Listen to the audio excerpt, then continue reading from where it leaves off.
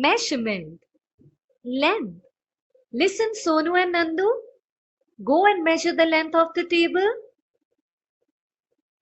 Oh, this will be fun. Let me measure first.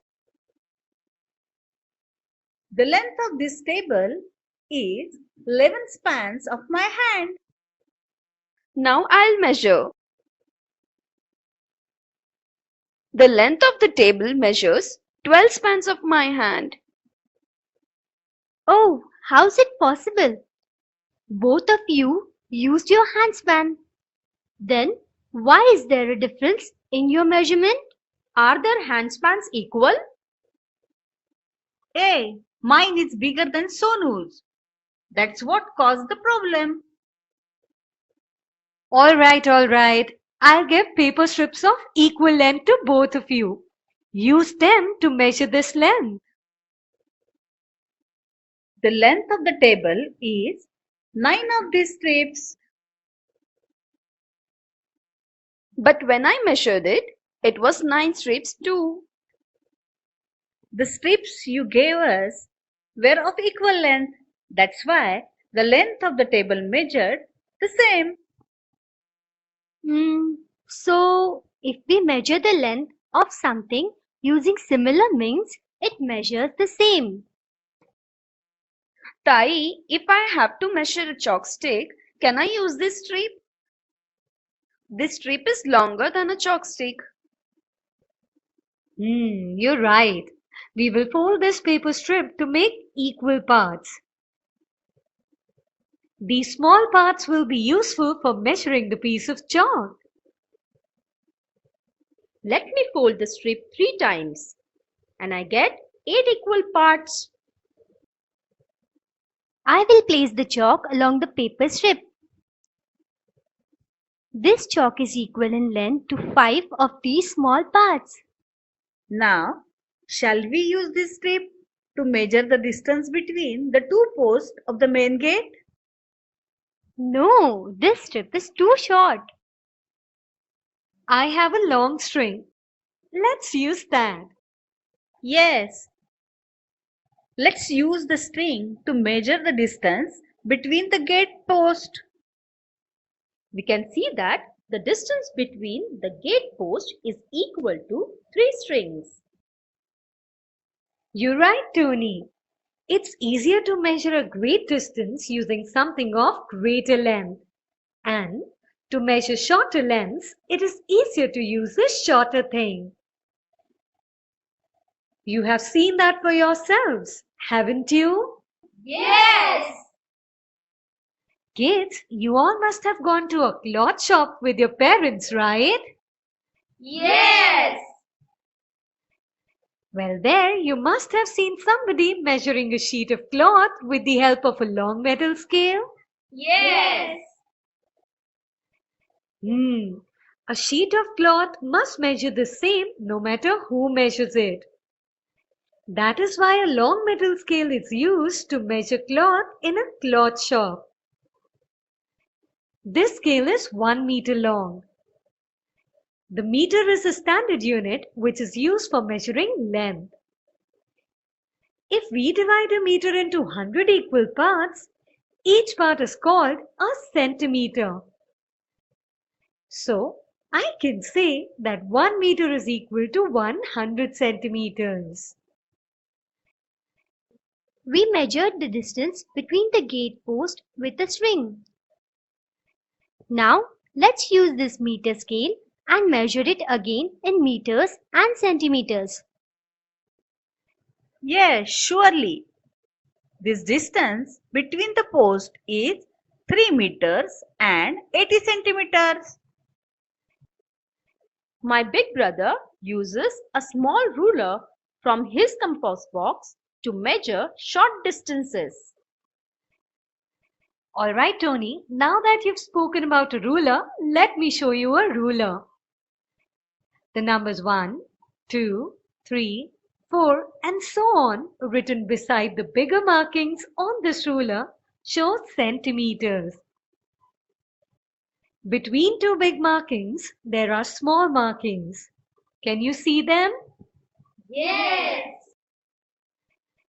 They show units of length smaller than centimeters. Now let us use this standard scale to measure the chalk stick again. Yeah, sure. The chalk is 8 centimeters long. Meter, centimeter. A meter is 100 times as long as a centimeter. We use the standard unit meter to measure bigger distances. Now this is a meter scale. In the table, write whether you will measure the following lengths or distances in centimeters or meters. Length of a pencil. Well, that has to be measured in centimeter. Distance between two buildings. That has to be measured in meters. Width of a road. That has to be measured in meters as well. Now the length of your notebook. Can you take a guess? You're right, we'll measure it in centimeters. Length of a mobile phone. That's correct. It has to be measured in centimeter. Distance between two poles. That has to be measured in meters. Measure the following distances in standard units. Get your friends to do so too. Compare your observations and measure again if there is a difference. Length of the school compound wall. When we measured, the length of the school compound wall was 10 meters. Length of a book. Length of a book is 28 centimeters. Length of a newspaper. Well, length of a newspaper, when we measured, it was 54 centimeters. Now let us find out the length of a table. Length of the table is 1 meter. Now similarly, let us measure the length of the veranda. The length of the veranda is 2 meters. Now height of a table above the ground. Well, let us measure it. It is 70 centimeter. Now similarly, let us find out the lengths of the following things. Your mom's sari.